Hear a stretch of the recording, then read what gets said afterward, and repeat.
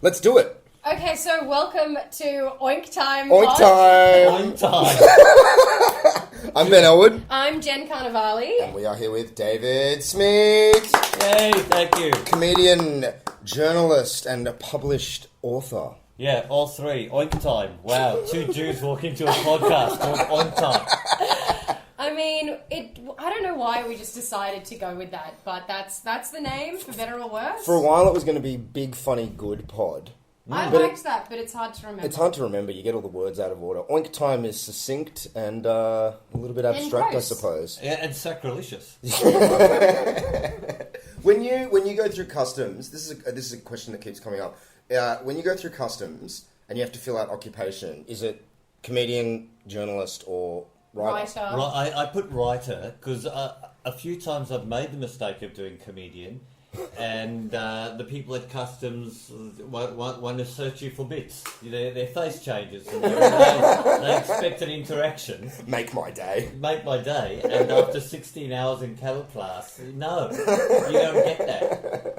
If I got to turn left, maybe you got to get an interaction when I got to work. No interaction. Sorry. Did you want to be a writer when you were a young man? Yes, I always loved writing. I always loved funny writing. Yeah. And the idea that you could make people laugh and it didn't have to be boring was something that struck me at a very young age.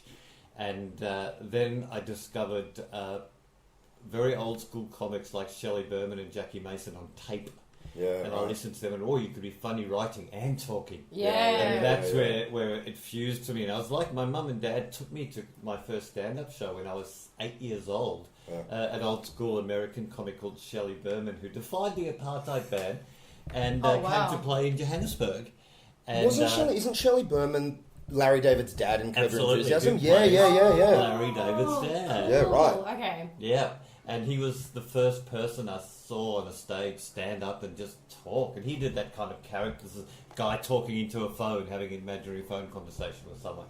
But it just my brain neurons fired, and I went, "Wow, this is what I want to do." Yeah. And later Bill Cosby, but Well, say la vie. I mean, Hey, it was before the revelations. Yeah. When I was very young, have you ever heard of an old Jewish comedic performer? I don't even know if it was a comic. Dr. Murray Banks. Yes. Oh, absolutely. Yeah. So he was a therapist who kind of did funny monologues. Okay. And my grandpa used to play him for me when I was very, very young, and I had a similar kind of thing because he would talk about as much as you could talk about mental illness and depression in the 1950s. But I would just watch my grandpa cry laughing listening to this guy, and it was all stuff like happiness isn't waking up in the morning going, ha ha ha, I'm happy. That's not happy. That's crazy. It's like such Jew humour. Oh, absolutely. But it was, these truisms. But, I had a similar thing when I was very young. Like, whoa, this is... It's just that stage of life that your brain goes, I'm receptive to something totally new. yeah. And it almost arrives at the same time as your brain has the capacity to handle the data. Yeah, you process it in a different way. And you click into it, and you all of a sudden go, this is staying in my head for weeks, and I'm pretending to do it, and I'm like there's something that just meshes at once where you're like obsessed with it. Like, I still remember the first few things that I saw that really made me laugh. Yeah. And they stay with you forever. Yeah. And things like Mad Magazine and Cracked and those kind of things had a massive influence on me. In fact, and also being the youngest child, I don't know where you guys sit. Only? Middle. Okay. Youngest is you're on stage all the time because you can do things. The level of tolerance around you is. The parents have just gone, fuck it, we'll see what happens. Right? So I was We tried with the others. Swear and tell jokes and stuff like that.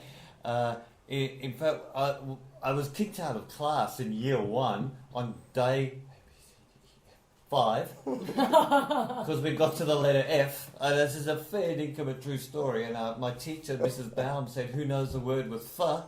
Oh, and I went, no. I know what it was.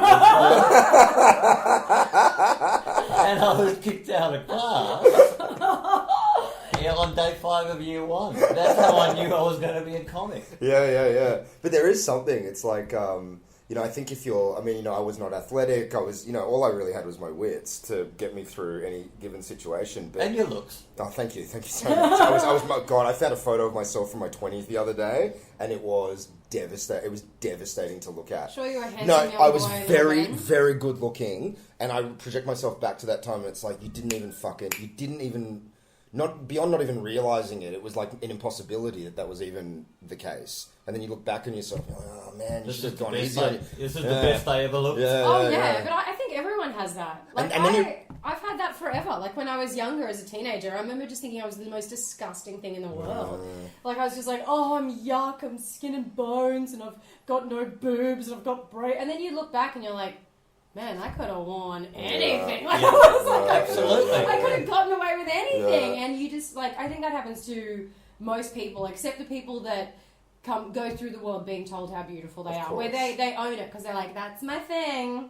I am obscenely attractive. Yeah, well, and they can get validated by the number of Ks after on their Instagram feed. Yeah, so as long as you've got a K, your life is set. From K onwards.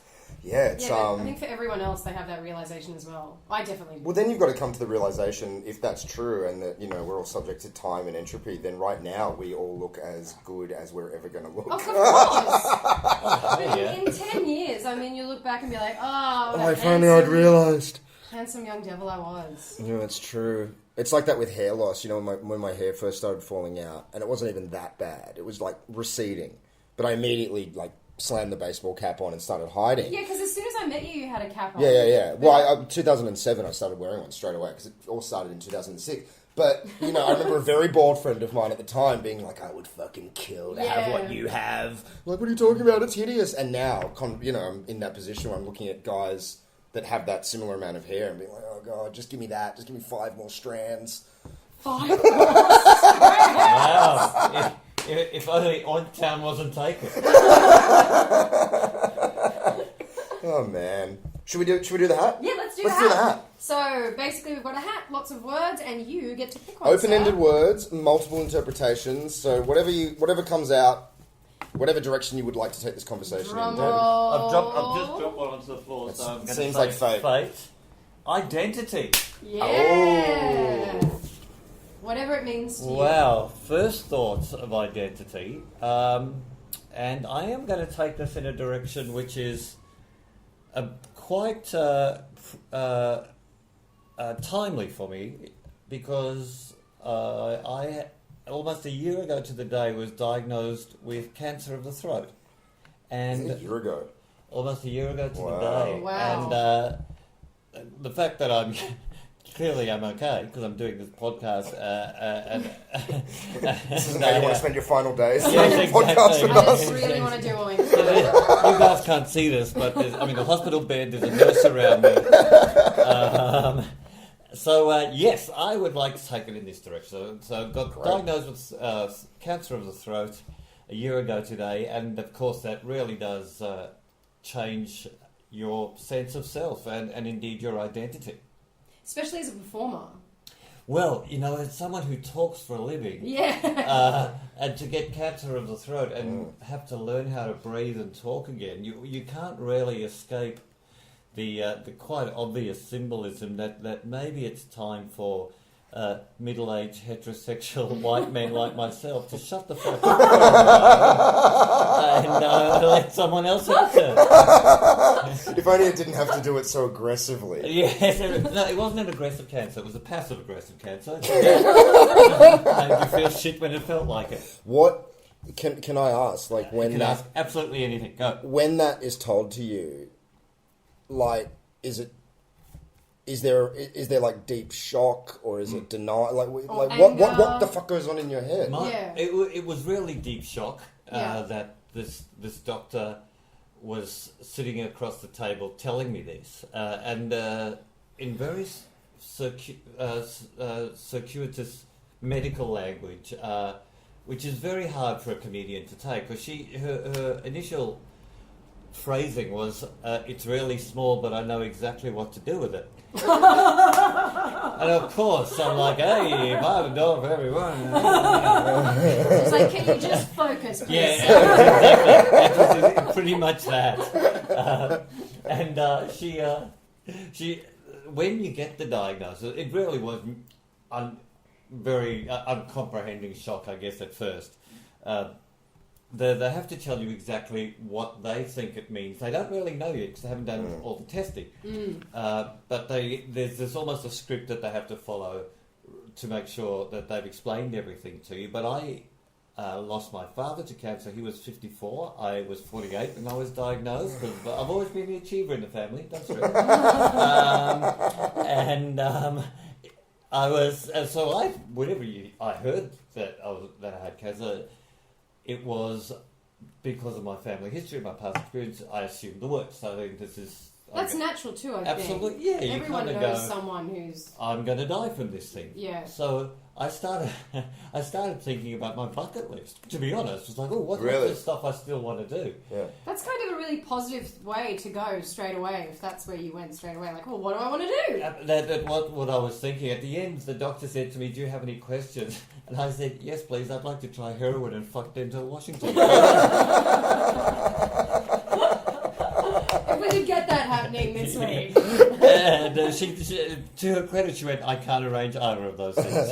She kind of knew it. She was on board with the game. Yeah. I mean, I think in those situations it might even be a relief for the oncologist or the doctor to have someone who has a sense of humour. Yeah. I mean, I can't imagine a more horrendous thing than having to tell people... You know, I mean, it's the equivalent of the policeman that has to knock on the person's door to tell them, sorry. We were lucky going. I've got to say that going in, it was never terminal. It was never going to be something I wouldn't survive. And they're doctors who know that. So even though it would be horrific to have to tell people that, they're also doctors. They're thinking medically, where they're like, so what this means now is you're going to have a fucking shit 12 months. Yes. But they also probably see the other side of it, and they deal with people every day who are going through. But you'll still be here. Yeah, you'll still whereas they have those other conversations where they probably don't get to say. A lot of people tend to think that cancer of the throat or anywhere in the head, of course it's a serious thing, but unless it's in your brain, there's a very high cure rate above the shoulders. Right. That's just what medical science is right now. It's below the shoulders when you start talking liver and that lungs and that kind of, that it's really people don't often make it because the science just isn't here yet. Yeah. Well, that would because my mum in 2007 was diagnosed with lung cancer, and it was caught completely by chance. Yeah. It was remarkable. We've had the same doctor since I was 6 years old, so God, nearly 30 years. How many chances did he get? He's the only person that can quell my hypochondria. When he tells me to shut the fuck up, it's fine. But Mum had gone to him for just some other thing, and as she was leaving, she dropped her handbag and her cigarettes fell out, and he's like, you're still fucking smoking? She's like, and she was one of those smokers that when she'd buy a packet, if they gave her the packet that said lung cancer, she would ask them to swap it out for the one that says that it affects... You lose your finger. Yeah. Right, Like, it was that kind of superstition. Like, if it doesn't say lung cancer, I won't know it. It's like a hacky old fucking comedy premise. So she was always kind of la, I don't want to think about that. A lot of people, I think, Of course. And so he was just like, look, he was sending her for some other test. And he goes, look, while you're there, get a chest x-ray, And 2 hours later, they found a fucking a mass, and it was on. It was on like that. And she never smoked another cigarette again after that day. Well, that'd do it, I imagine. Well, you know what? Remarkably, it doesn't. She was told by her oncologist that so many people just continue smoking. But because, and the thing that they had to keep telling her was, as you just said, from the neck down, the science really isn't there yet. Yeah. So every time they would give her some kind of prognosis or this is where we're going next, it was always with the kind of asterisks of like, you might be dead by Christmas. Yeah, we don't know what we can do. How does that not cause just an immense amount of stress? But I call it the caveat search. Yeah. There are lots of caveats around it. You have to find, but they don't have to put rubber gloves on to explore these caveats. So you've got to find the silver lining. Yeah, and it was just, it's like they would give her hope and then take it straight away. And I understand they have to. They can't promise the world. And fortunately, she was one of the, very, very, very small percent of people. Did it change her identity? It changed her identity completely. Before, and I've said this to my mum, up until then, I believe she was very much sleepwalking through her life. I believe she was here but not present. Yeah. And just kind of going through the motions.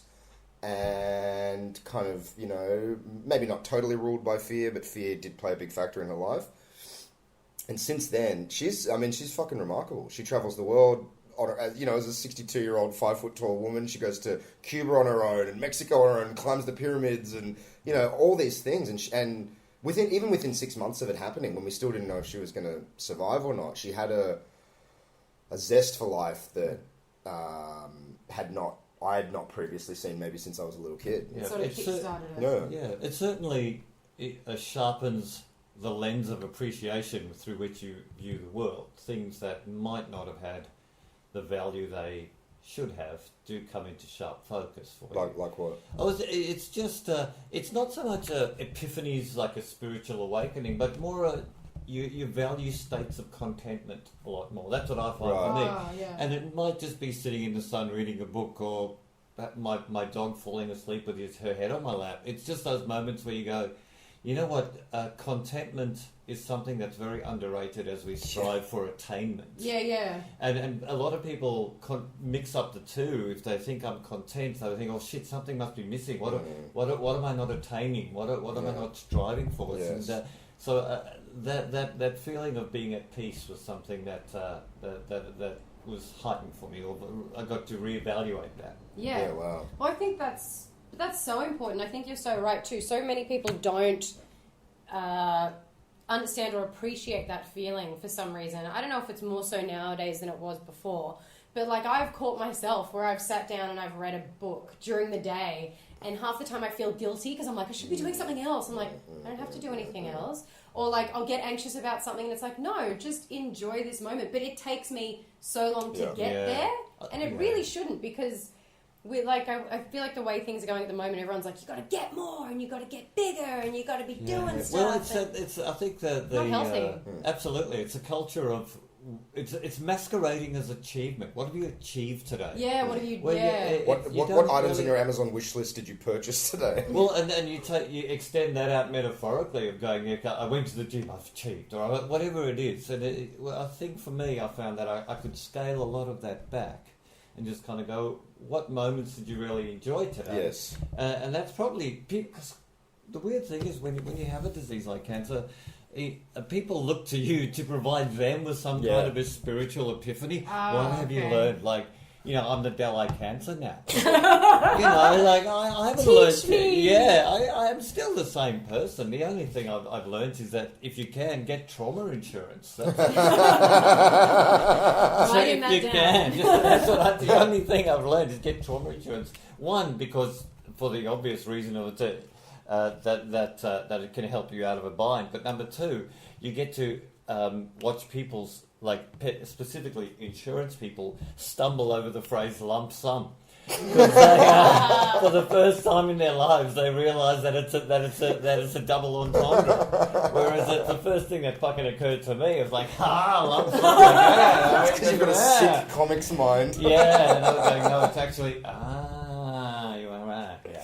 Off the back of that contentment thing you were talking about, I think it's true that people confuse attainment for contentment. But I also think it's that people pursue happiness rather than contentment.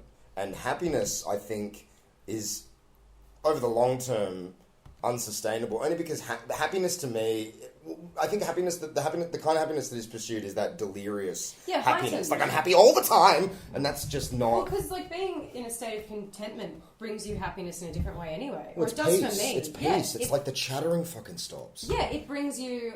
People talk constantly about mindfulness and ways through that, but it's like if you give yourself time, if you like cooking, to cook and you enjoy cooking and you're just doing it for yourself, listening to something you like, that's a really content, mindful, nice thing to do, for yourself. I think it's when you're removed from not to sound too wanky, but removed from the flow of time. Like you're so engaged in the thing that you're doing that everything else falls away, and there's no being lost in the past or projecting yourself into the future. What am I doing next? It's like, no, right now I am reading this sentence on this page of this book, and that's all that is. Yeah, I agree. I think for a lot of people, happiness is a checklist where they go, if I have these 5 things in my life, I'll be happy.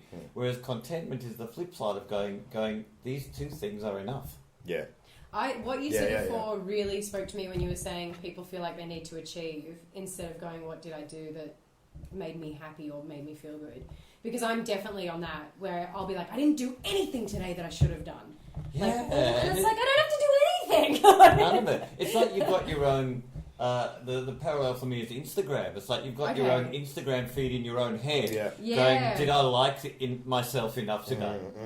And you don't need to. That's that's for me. It's something that I learned through this. For me, but I don't want to sound prescriptive in any way, but that's I did value the moments where you just go, you know what, right now, sun on my face, book in my hand, dog by my feet. Yeah, what perfect. You want? Yeah, it's perfect. Yeah. So with identity and with everything you've been through in the last 12 months, did you have moments where you shocked yourself? Like where you were like, oh, I'm not that guy, maybe I am now. Like sort of good or bad or... There were moments where I think that you learn about the best and the worst of yourself. Okay. And you don't have any choice but to accept both of those things. You learn that, let's say, in terms of the worst of myself, my courage and fortitude and resilience was nowhere near where I thought it would be, and I relied on my wife and my family and friends. I thought I'd be more stoic about it, but I didn't, and you have to confront what kind of a person are you. As in what, like a fear or... your brain eating itself with anxiety and stuff. Absolutely. Yeah. Thinking that, I'll be able to handle this, it's not life-threatening. All those things, all those shoulds that you impose on yourself, I should be stronger, I should be more stoic, I should be able to deal with this better, I shouldn't be as emotional about this. On day 3 in intensive care, all of that fucked off. Yeah. And which is what happens if you don't tell the people treating you that you have a tiny little Silnox addiction. Just undercutting all of this. At which point, but I didn't realise the long-term implications of this. They call it a psychotic episode, and as people who know me know, I'm a fairly balanced person. Yeah, wow, I can't even picture this. To the point where at no point in my treatment would they give me a balcony room. Really? Yeah. They were like, no balconies for you, Smitty. From having still knocks and then from Dave, having it cold, really. Yeah. Wow. But once I got back onto my proper medication, it turns out I needed artificial serotonin and an audience. Those are the 2 things I was we missing. gave him the serotonin. What's wrong? You're like, come in here. There's not 300 people telling him he's a good boy. That's right. So they sent in a psychiatrist. And those 2 combined were, right, we've cured him. That's so funny. I went on holiday with Chris, my partner, a while ago, and we were away for 3 weeks, and I hadn't gigged at all. And by the end, I caught myself trying to just please people in the weirdest way. Like, we did a cooking course, and the lady was like, so you can use this. Does anyone know what this is? And I remember being like, why, that's salt, Judy. Like, just anything for someone to be like, good girl. Like, it was so, like, it surprised me how much I was like, I haven't gigged, and I just want anyone to be like, well done. Like, absolutely. The validation of strangers. Yeah. Crazy. Yeah.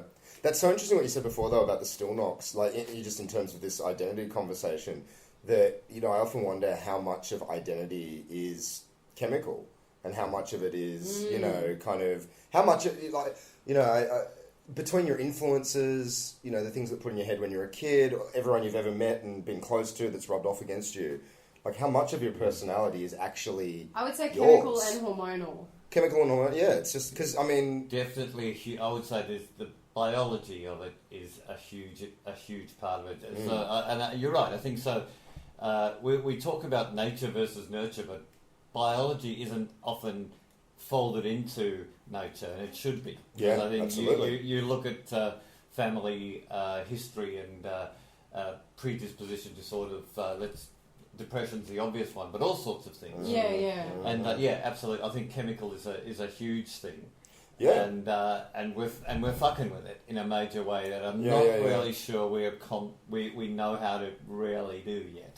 I often feel also, like as human beings, we're very kind of high on our own superiority and how great we are as humans. Yeah. And through that, we kind of, and through, the tenets of organised religion and everything, we kind of separate ourselves from the animal kingdom and forget we are still animals, and we were actually animals for a lot longer than we were quote-unquote human beings. Yeah. But this is the thing. But you're exactly right. You just need to see that buffet. Exactly right. But that's the thing. When you break it all down at our essentials, what we really want is eating, shitting, fucking. Those are the three driving factors of every animal. And tribe and community. But just in terms... And a mildly racist comedian after dinner. Yeah. And we're happy. but if you strip, and that's the thing, like, you strip away all the things in society that hold us all together, and when you get us down to our basics, we would revert back to eat shit, fuck.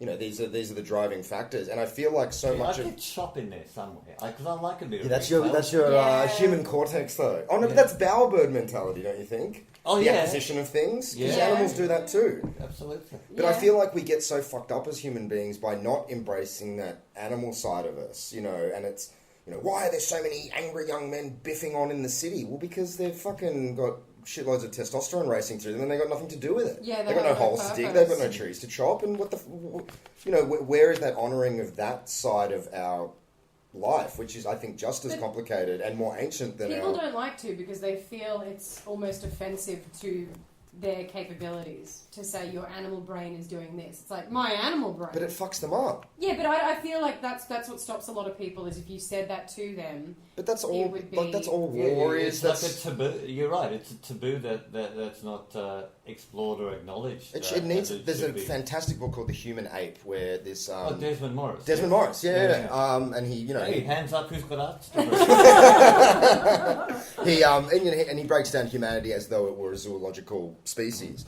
But I've thought that for years, what's the difference between a real estate developer and a dog urinating on every pole it sees? I think when you break it down to its core, it's the same mentality. Mine, that's mine, and that's mine too. Wait a minute, eventually the dog will be able to afford the pole. Yeah, it's, I don't know. With the identity thing, just back to your, what you've been through in the last year, I imagine people treat you very differently. You get a lot of sympathetic head turning. I know this is, but hey, people will grab you by the hand, look at you in the eye, turn their heads to 40 degrees and go, but how are you really? The sympathetic head turn, you get a lot of that. Yeah. And as I say, that the thing about provide me with some kind of a spiritual epiphany, which is incredibly irritating, because I've got enough to deal with at the moment without providing you with an Oprah moment. Yeah, I'm not your guru. They bring their own experience with cancer, and because it's such a prevalent disease, it's touched everyone's life in some way. So they bring their own experience to it, which is odd. And the weird thing is, people send you weird, especially on the online thing of people sending you. I call them well-memeing people, and they send you just bizarre memes all the time, and it's always on that weird letterpress font against the blue background, and the calming blue background. The calming blue background with it looks like it's handwritten font. The worst one I got was "Let Go and Surrender." Wow.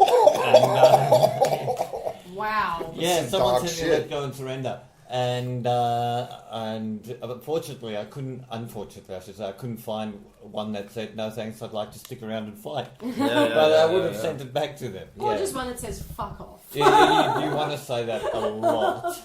I noticed that with my mum, because it was like, the day before, everyone treated her one way, and then the next day, it's really interesting. People would either treat her with pity, and which is like, please, or they would need her to console them. Yes, yeah. Oh, you do a lot of that. You do so much of that. Yeah. Someone told me that, they said, so you've got cancer? I went, yep. And I know they were just trying to build a bridge and reach into their own life experience, but their life experience was absolutely pitiful. So they said, my dog had cancer and we had to put her down.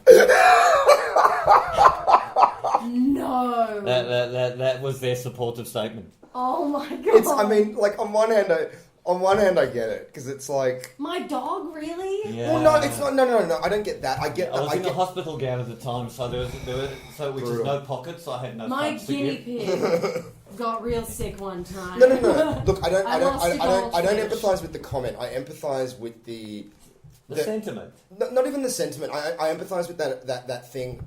People don't know what to say, and they don't realise all Yeah. you need to say is, "Oh, that's fucking horrible." Yeah. Like you don't need Well, to. if anyone's listening and they want to know what to say to someone with cancer, I've got it. It's the simplest thing. How are you today? Yeah. All you need to say. How Which is are what you you'd today? say to your friends anyway. Yeah, How you going? that's all you have to say. But I I think it's hard though because humans are so. People find it hard to talk about serious things with people they've been with, like partners, for like 20 years. So if it's a friend who you still love or a sibling, you know, people don't always have those tools. And instead of going, I'll just talk to you how I normally do, panic kicks in, and I guess you start talking about your dog. I can fix it. I can fix it. Absolutely. The best response I got was from another comedian, Amanda Gray, and I told her that I had cancer, and she said, "I was wondering how you kept the weight off." Isn't that brilliant? And it was just so like all funny. the tension immediately escaped from the conversation, and it was beautiful. And you know what? She gave me a few moments of joy in a very shitty time, so I'm eternally grateful.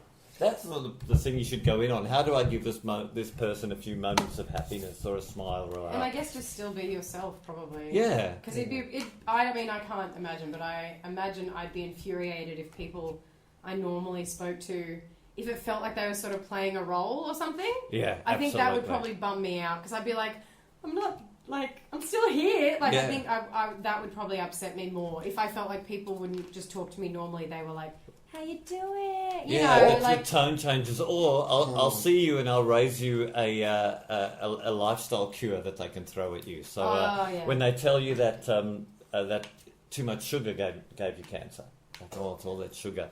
But find a time machine, go back and don't eat that much sugar. Yeah, exactly. But the people who know what gave you cancer, luckily for cancer sufferers, also have a cure. And that cure tends to involve a lot of turmeric. I knew it. I was going to say turmeric. Love a bit of turmeric. Yeah. David Avocado will follow us. They love a bit of I have a girlfriend who I went to high school with. I don't actually see her that much anymore, but she on Facebook put up she's going through breast cancer at the moment, and she sort of had a Fund Me page because she's a very young woman. And one of the posts she wrote recently was like, your support means a lot from people, because obviously Facebook, you've got friends you haven't seen in years. Yeah. But then she wrote, anyone who would like to suggest herbal, turmeric, teas, meditative therapies. This list. And she's like, I have tried things. Please stop sending them to me. I'm seeing, professionals who I trust. Yeah. And even if the professional she trusts is someone who's like gets strength from the ground, that's her choice. Like, just leave it. But she said people just continually are like, I found a brochure on crystal healing. It's that desire to help and to empathise. Yeah, it comes from a good place. I think it comes from a good place, but I think that.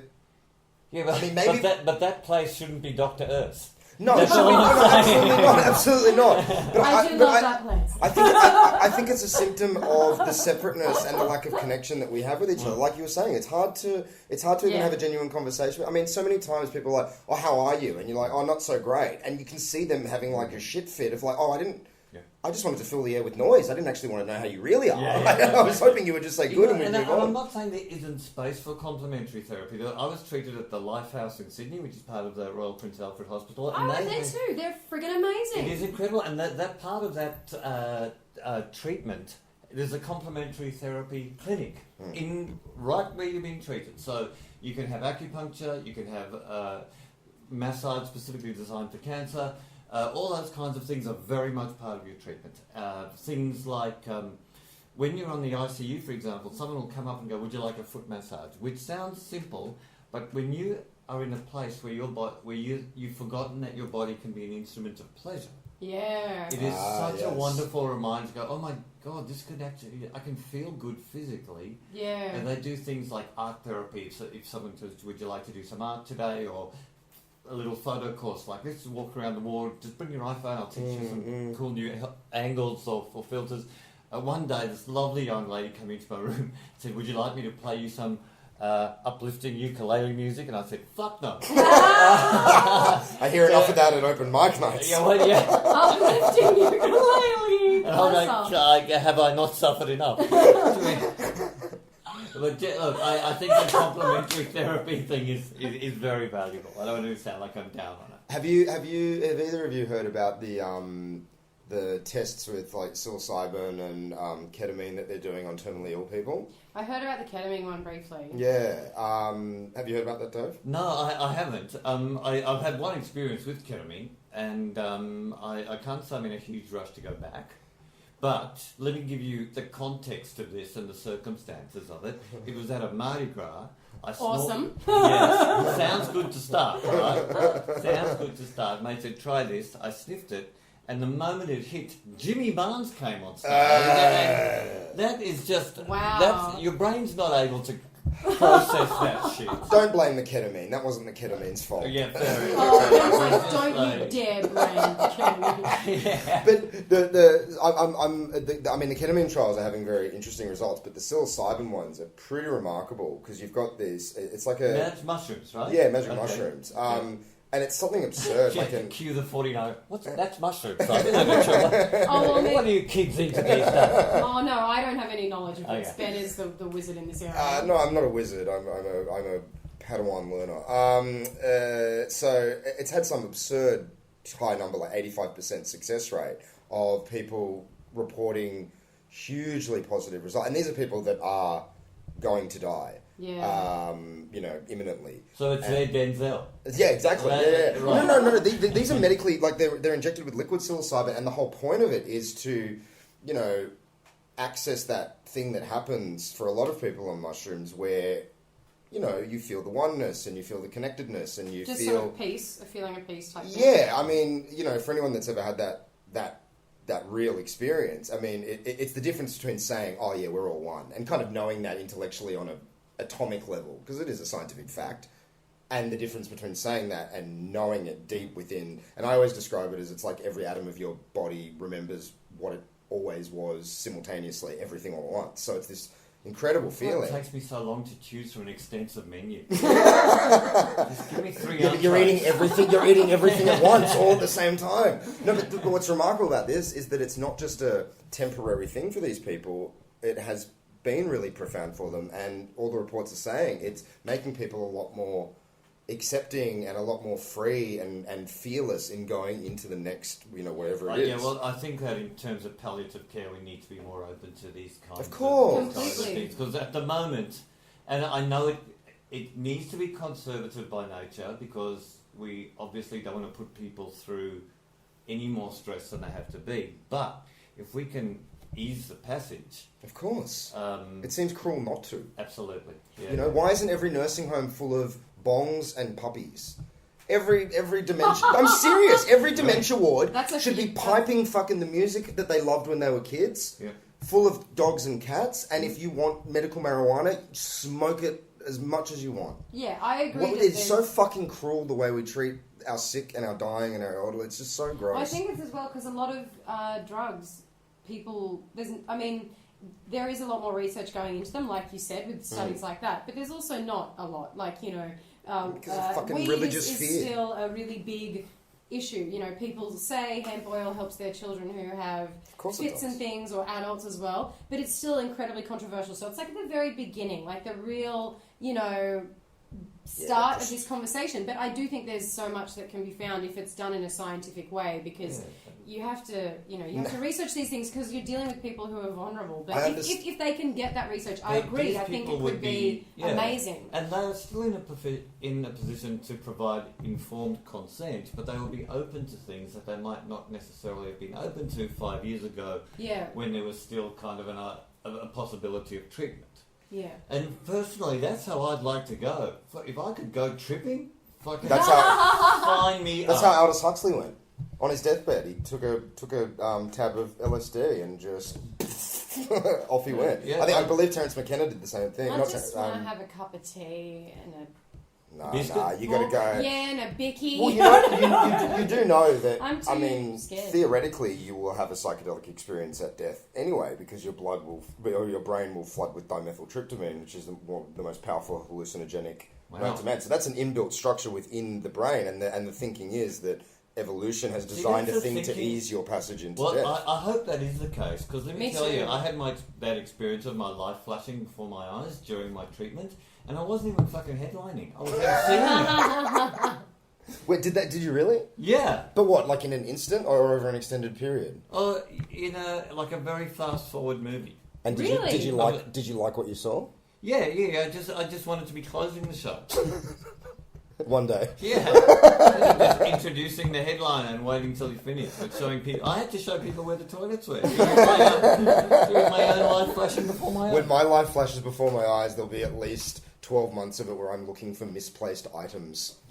Seriously, when you tally it up at the end of my life, it's going to be at least a year. But where's my wallet? Well, misplaced items is a great drag queen name. I think someone should say it has to be, as long as it's 3 separate words.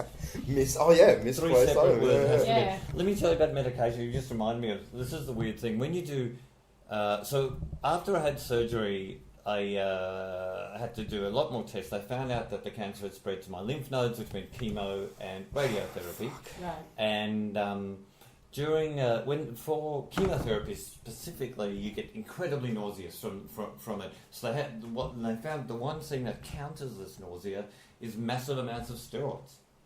So I was on huge amounts of artificial testosterone for about 6 weeks. Wow. And because of that, I was waking up with the erections of a 17-year-old boy every morning. But Talk about a new identity. Yeah, or an old one. Yeah. No, it was a new identity, because even though I was waking up with them, I had the capacity to do nothing about them. So there's nothing like being mocked by your own parents.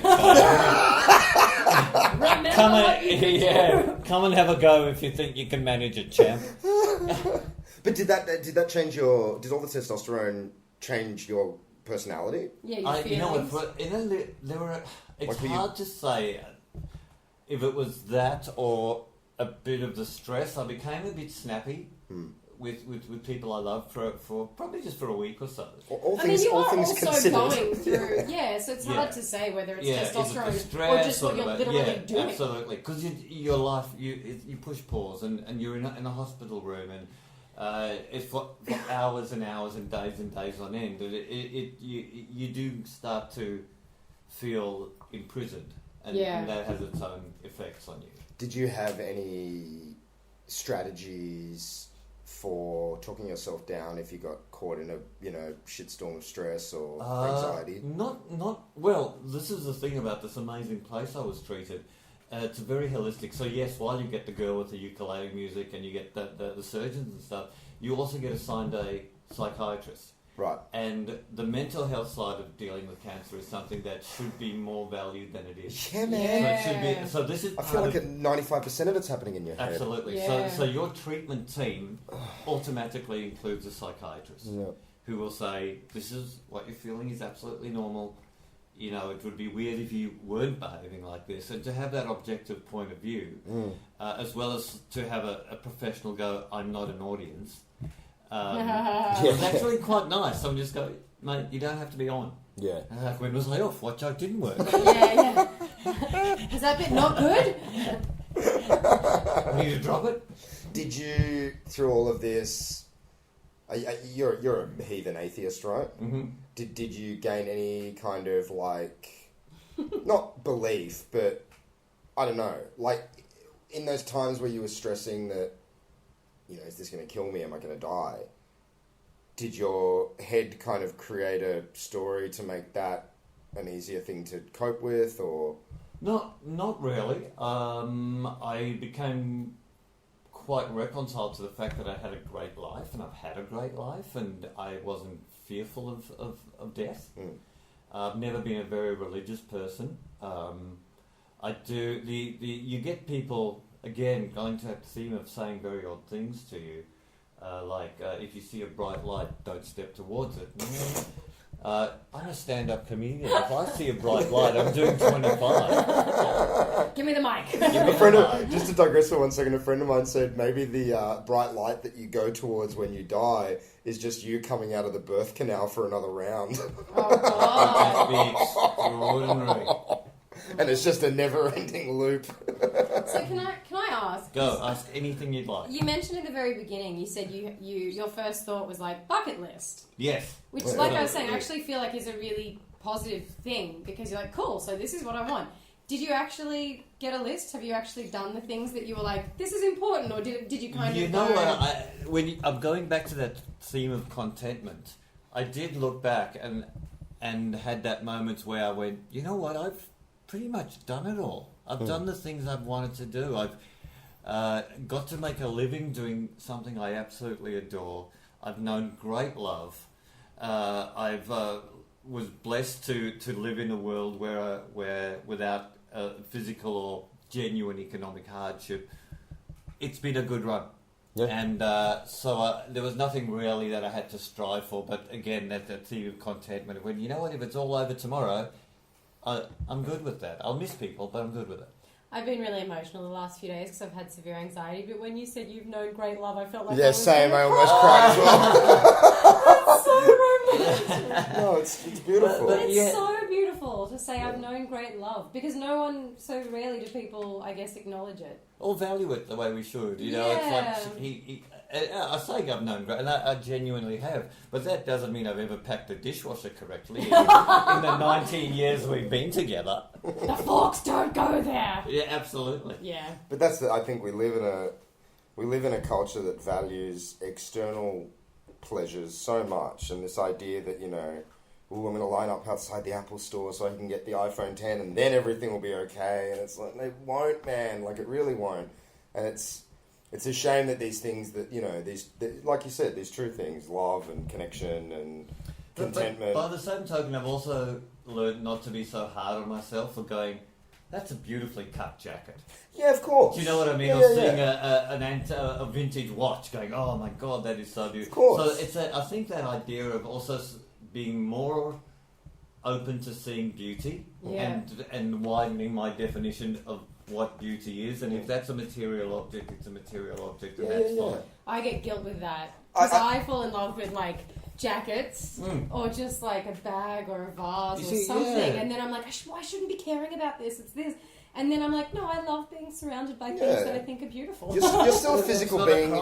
You're still a physical being in the world. I think it's just. I think the mistake, whatever you want to say. I think the path that I'm glad I didn't go down in my life was valuing those external things over all the internal things. That's what I'm talking about. To the point of exclusion, where you don't ever really do any inner work or any inner contemplation, and it's all just about those shoes and that TV and this computer, absolutely. And, you know. And I feel like on a long enough time scale, it's going to result in an emptiness that's pretty profound.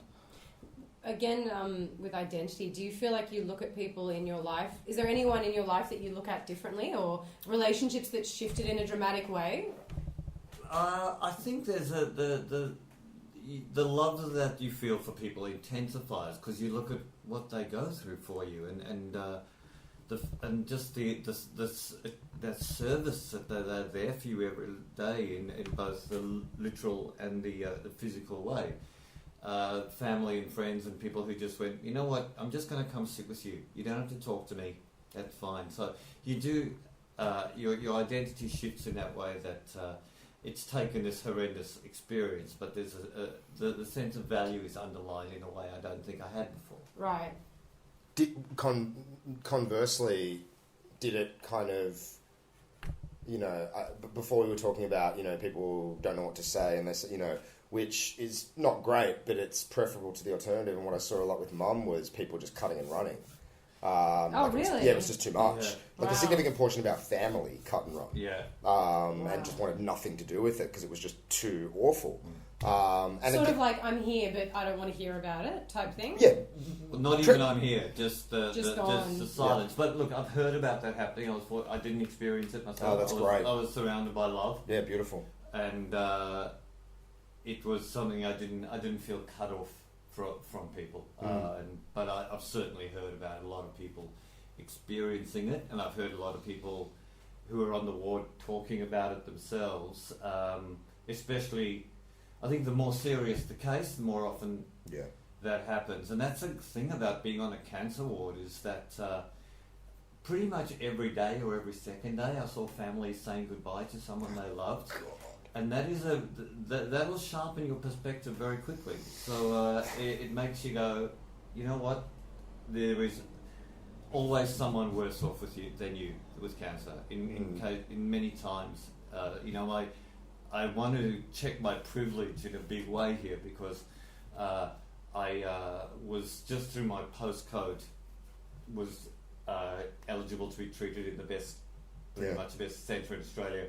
I could walk to treatment. I met tons of people from the country who actually had to go. My 1,000-hectare farm has stopped operation. Yeah. We're living in a travel lodge down the road, and we don't know when we're going to go home. Yeah. So you do check your privilege in a huge way. Family and friends around me. I had enough money in the bank to be able to go, I don't need to work for a couple of months while this real shit's going down. So it makes you aware of the things that you do have. And whether you believe in this concept or not, you had a lot of good energy and mojo coming from the comedy world. Everyone was very... I had a great deal of love from everyone was very, very concerned about you, and not in that... I felt that. I really did feel that. And the lovely thing about the comedy world is that was all expressed without any sentiment or treatment. Don't fucking die on us, cunt. Yeah, well, pretty much.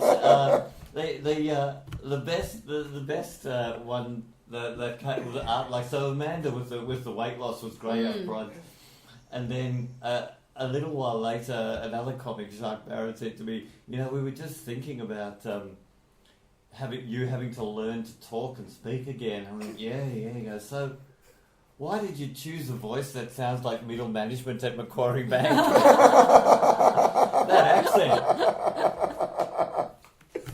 So well, that's the lovely thing about the comedy world. You feel the love, but there's no Hallmark card for it. Yeah, thank God. It's probably the opposite of everyone else around you in some strange way. Yeah, and it's just as genuine and lovely.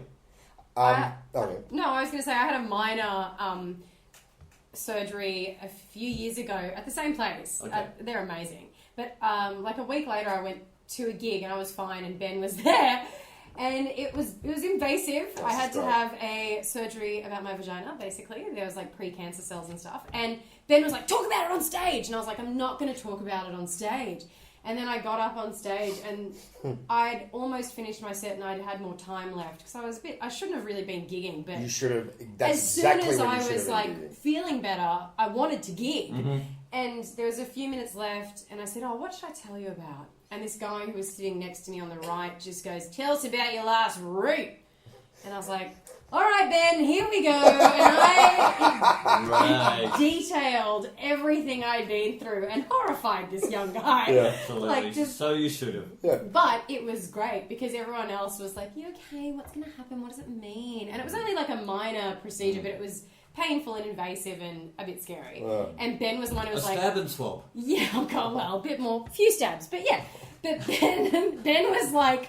See, I'm all over the terminology. Lots of stabs and acid and then swabs. But Ben was the one who was like, you could do some material out of this. Of course. So you should have. Of course. Oh my God. Absolutely. My new festival show, Finding Chemo, is 50 minutes of this. Yeah. Of course. I'm a 49-year-old male comic. I don't have children. What the fuck else am I going to do? Yeah, this is the greatest thing that could have happened to your fucking career.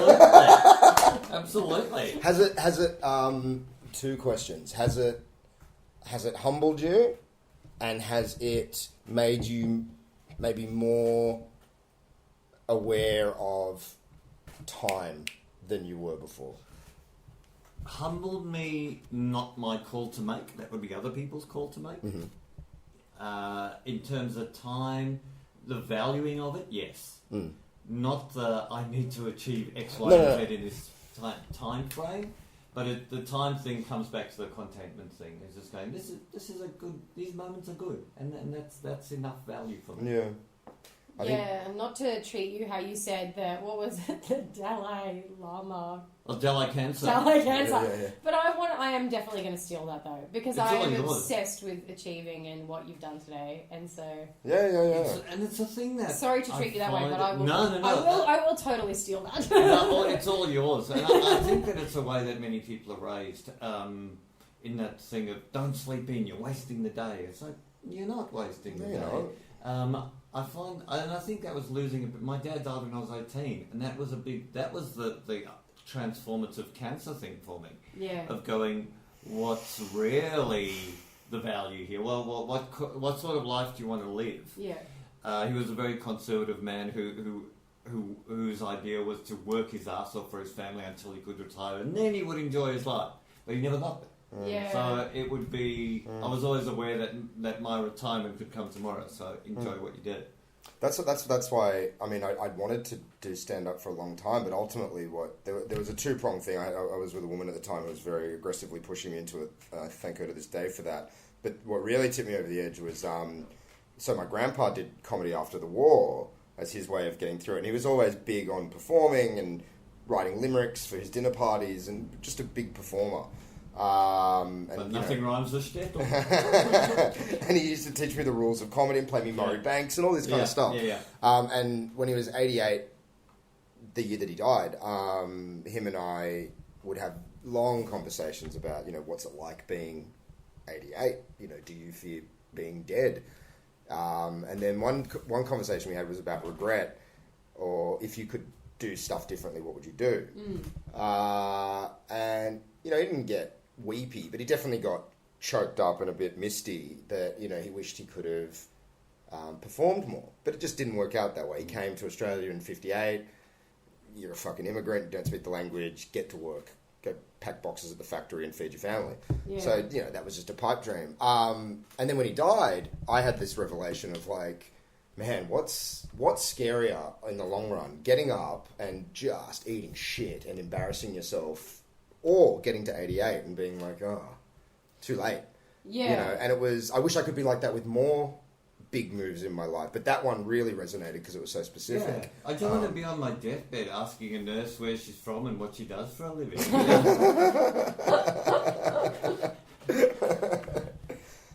feel like I had people in my life who sounded similar to your dad, and they're still around, but the way they lived was very similar, and they sort of didn't end up getting their payoff for whatever reason. But I remember learning that pretty young too. Like, it's a gift. That is such a gift. They're working so hard for this and they're not happy. All that thing of like, keep your head down for 40 years and then you can be happy. Yeah. It's like, and I remember being really young and being like, oh, but you're not happy now. Like, Well, of course, it's not. It doesn't work. I always say, like, when I came to live in Australia from South Africa in 1987, all I had were a big clothes on my back and a big bag full of hopes and dreams and a Mercedes Benz and a shipping container. That'd be bye-bye. Enough faith. But that thing of like... Persevered! Yeah. That thing of like, put your head down and enjoy yourself in 40 years, it's like, well, if you haven't practiced in 40 years of how to be content and happy, it ain't going to kick in at 60. Exactly. But saying that, I think that that needs to be undercut with it. We are one of the first generations where we actually have the luxury of making that happen. It's, and particularly in Australia, because there's still plenty of places in the world where this is not a luxury. We're very lucky to be who we are, where we are. Yeah. But it's great that you can acknowledge, and I think it's important to acknowledge that over and over. That if you've got a doona and a pillow, you're doing better than most people who've ever lived, ever. Yeah, we talked about this the other day. You're doing better than a king in 1600 did. Most of our comedy friends who barely work go over to the UK to gig a bit. Do you know what I mean? So it's like, you become very aware of that stuff. Because they have call centres in the UK as well. Or charity worker jobs. But no, it's true. You spent, I went and saw Book of Mormon with my mum to celebrate it was the 10th anniversary of her being cancer free. And I wanted it to be really special, so I spent $500 on tickets. And grumbled like $500 on tickets, and really had to check myself of like, how lucky you are Yeah. that you can spend $500 on theatre tickets With your mum, who's with my still mum, here. who's still alive. You Yeah. know, and it's it's those, back to what you're saying, just those that appreciation of the a guy I liked a lot in my 20s, Terence McKenna. I think he got brain cancer, and he wrote a lot in the last 6 months of his life, and he would just talk about how, he would just walk down his garden path and he would see a spider spinning a web and suddenly realise he'd been standing there for 10 minutes and having this, holy experience of just this, this thing happening, and it's real, and there's nothing complicated about it. There's no, it just is, and it's perfect. And, it's sad as humans that we often have to have a crisis to plug back into to that. value the mundane. Yeah. And it's not mundane, it's so fucking amazing. Like, I mean, when I first started getting stoned when I was 20, and all my friends would laugh at me. I'd be like, "Oh, how amazing are trees, and how amazing are clouds." You still say that, baby. Yeah, good, fucking good. You know what I mean? You should never just be like, it's just a tree. No, but it's fucking amazing. Yeah. Like, rewind But and it start doesn't thinking. have to be transformative. It can just be pleasant. Yeah, that's true. And that's fine. Yeah, that's true too. And just that 5 seconds of looking at that thing was lovely today. Yeah. Or just like it relaxing. doesn't have to change your world, or it doesn't have to, shift your mindset. It can just be nice. That's How true. strange humans are. I need to I consciously try to practice how to relax. And I've talked about my sisters as well, because we're all very similar. We both laughed about how she's good now. She's got 3 children, so that pretty much She'd be gets you. relaxed all the time. No, well, when she has downtime, she's like, "Don't anyone talk to me. I've bought a magazine." Like, she knows Great. how to, Find your way. Yeah, and I'm still learning. But I remember I reached an age where I was like, I have to learn how to do this. How to sit and watch a movie. Like, I mean, I've got friends and partners who've been like, just sit with me and watch the whole movie. And I'm like, okay, maybe I'll knit at the same time, or maybe I'll do this. And it's like just this strange unlearning that you have to do. Accomplishment's very overrated. Yeah. Agreed. Yeah, I know. Well, that's a really good point, I think, to end on. Stop accomplishing things, people. You are not going to feel good for it. Look at a spider spinning a web, you cunts. I actually do believe that. Tattooed on my arm. No, it's true. It's true. It's good to, it's good to slow down and acknowledge that. I think especially with what It would be better to do that without having to have a potentially terminal disease imposed upon you. Yeah. But I think what we do as well, in terms of comedy, it's important for me to remind myself to disengage from that sense of accomplishment. Why are you doing this? You're doing this to accomplish, or are you doing this just to have fun? And it should just be about fun. With comedy, it's nearly impossible to map out anything. Like, I feel like most comedians I talk to feel like they've not achieved enough. But what are you measuring it against? It's not even. It'd be easier in any other industry. If you're a doctor and you want to become a doctor, there's a path. If you're a comedian, you work.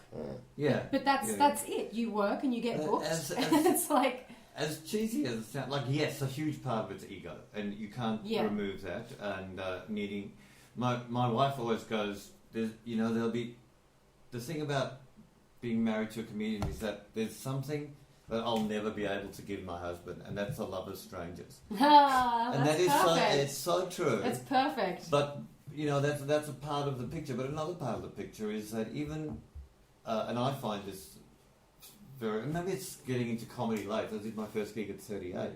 But Did you? Was my first gig. Yeah. I didn't know that. Yeah. Wow. Was the sheer act of giving people a bit of joy in their day, I still find immensely rewarding. And that's, 12 years down the track. And it was, and it's something that still has great value to me, and probably even more so now.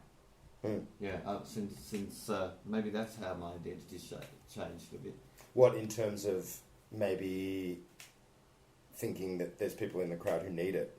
Well, rather than, I don't want it to sound like I'm ministering to them, but it's that idea of going, we had a laugh today, and maybe it provided 5 seconds of joy or escape from whatever it happens to be that you're dealing with, and I was very, very glad to be able to have a role in that. I didn't create it like I'm administering it, but it was like we did this thing together, and Yeah. I'm quite driving home. I kind of go, oh, you know, Of course. That's such a we cool had a few feeling. laughs. Yeah. I also feel like with what you're talking about on stage now, your experience, I think a lot of the time these taboo subjects that are for a lot of people very difficult to talk about. It's a real gift to give an audience to be able to talk about, because as we've said before, everyone in any audience has an experience with this. Yeah. Yeah, So but to be able, not everyone's had an experience with this where they've been able to laugh at any point. Yeah, yeah, until... exactly, that's what I'm It's saying. one Yeah, thing yeah, to be yeah, able- no, yeah, Yeah. To be able to open that release valve. Yeah,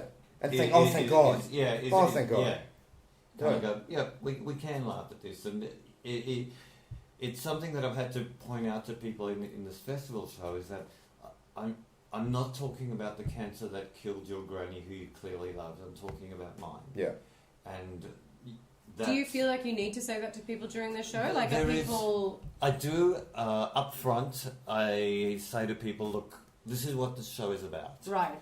And I don't want to minimise your experience with it. At any point you feel confronted, or I'm bringing back some challenging memories for you, or some sad times for you, I really understand if you would just need to duck out. Yeah. And that's fine. You will not be made a spectacle of it, won't even be pointed out. Having said that, no one's done that yet, but someone will, and I'm fine with it. Yeah. Yeah, great. Yeah. Do you want to plug your show? I think you should. Sydney Comedy Festival, the show is called Finding Chemo. I'd love to have you there. If you know any nurses, nurses get in free. So please that's spread the cool. word. Yeah. And because nurses are the best laughers in the world. I mean, let me tell you my one story about my I had to have something called an anal swab, which is exactly how it sounds, and it's a procedure that apparently prevents disease spreading around the intensive care unit. And like most things at a hospital, it happened at 4 a.m. I was barely conscious. The next day, at about 9 a.m, I was talking to one of the nurses and said, "So what's the deal with the anal swab?" And she said, "We don't do anal swabs at this hospital."